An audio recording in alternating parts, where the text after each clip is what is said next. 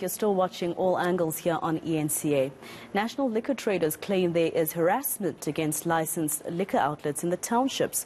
The organization's like Intimane says the trend stems from the days during lockdown and has intended small businesses out of business.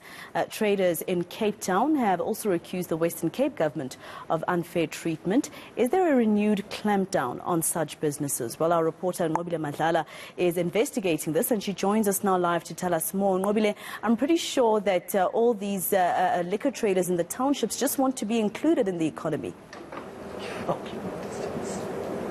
Well, definitely, Masejo. They're saying that they feel at this point that they're being driven out of business, that they feel that they need to now retrench their already cut staff because of what had happened under COVID and lockdown restrictions had affected them. And now they just want the MEC to intervene. And that's where we find ourselves now with Jack to explain to us. Of course, I mean, these liquor traders are saying this is such a difficult time. They have to operate under permits instead of licenses. And some of them have been operating as far as 2004. Why haven't they gotten any licenses?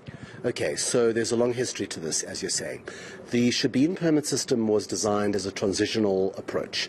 So around 2003, 15,500 traders were given the opportunity to trade as Shebeens as opposed to requiring full liquor licenses, which is the permits that you're referencing.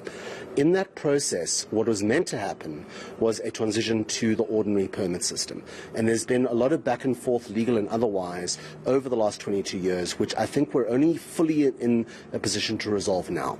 By which, and the way that we're going to resolve it is really through the new Township Economic Development Act. Why? The major barrier to these Shebeen permit holders getting proper permits is the zoning and the other regulations that limit what can be built and what can be run as a business in the areas that they're operating. Remember that part of the Township Act is that we're actually putting in zoning overlays that make it much easier to start and run certain kinds of businesses. So what the Gauteng Liquor Board are doing, working hand in hand with their parent, the Gauteng Department of Economic Development, is to actually work on a regime for the new township enterprise zones that includes these Shebeen owners. At the moment, though, as we sit here on on a Wednesday midday in June, those permits are legal. They are allowed to trade. There is no reason they should be shut down. What does happen sometimes, and I think this is a very real problem, and my liquor board colleagues have briefed us about this, is that enforcement officers sometimes don't understand that the permit may have been issued in 2003, but is still valid by extension under the current regime. And instead of going back to GLB to cross-check, they just raid, confiscate, etc. And of course, I mean, they're saying that when their liquor is confiscated, that drives them out of business. And of course, this affects them. How are you going to help these people to ensure that they don't lose business? Okay, so the key thing is we've made the commitment that GLB has to be more responsive and proactive in responding to this issue. So they've got that full list of the 15,500.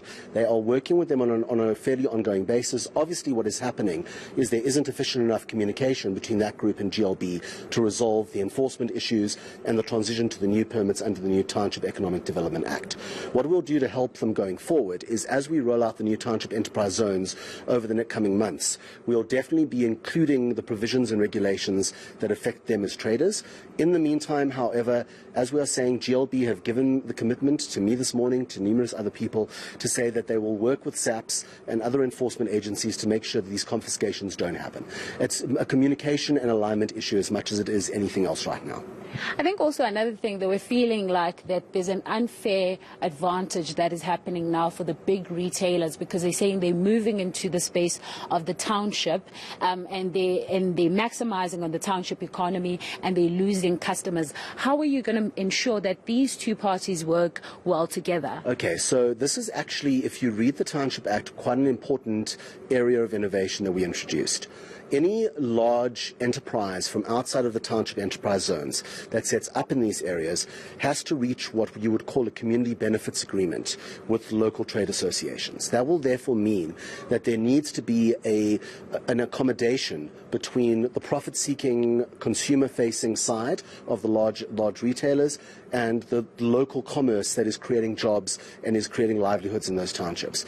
Often consumers are the ones that are caught in the middle because they want want cheaper prices, but they also want, vibrant local retail in their areas. It is going to be a balancing act. What we've done with the Township Enterprise Zone setup, and I think you'll be seeing more of this over the coming months, the zone officers that we're going to be establishing under the Act's requirements in each of the Township Enterprise Zones we declare have to be able to mitigate and manage some of these conflicts. So where there's a need to mediate between, for example, a large retailer coming in, establishing a liquor outlet in a township, and the local taverners and the shebeens, that's where that role will come in. Remember also that part of the reason that this is so contentious is those 15,500 shebeen licenses aren't paying license holders right now, because the regime for them has not been designed and fully implemented, whereas there are other taverners operating on full licenses paying X thousand rand a month to do so. So there's a lot of reconciliation that needs to be done, but the emphasis needs to be on inclusion,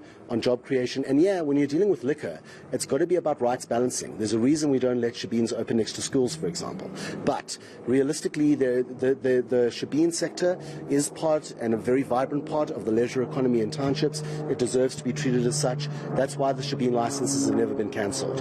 We now have the opportunity to move them into a context where they will be recognized more formally legally, be insurable, be financeable, and that, I think, is what's going to really make the difference to their sector. So when will they start seeing this difference? The difference, well, the shebeen licenses remain in force. So right now we can, on the basis of these complaints and others we've received, GLB have already had their bell rung. They need to make sure they reaffirm with the enforcement agencies today and going forward that the shebeen permits are valid.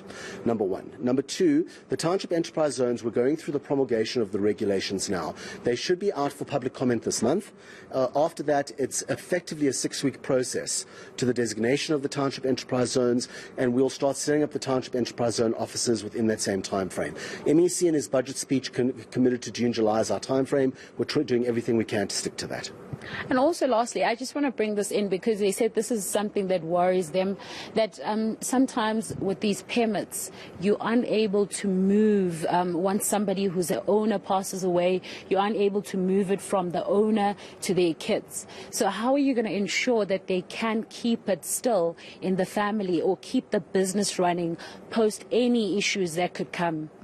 So this is part of the problem when you have a regime that's frozen in 2003, if we can be honest about that problem.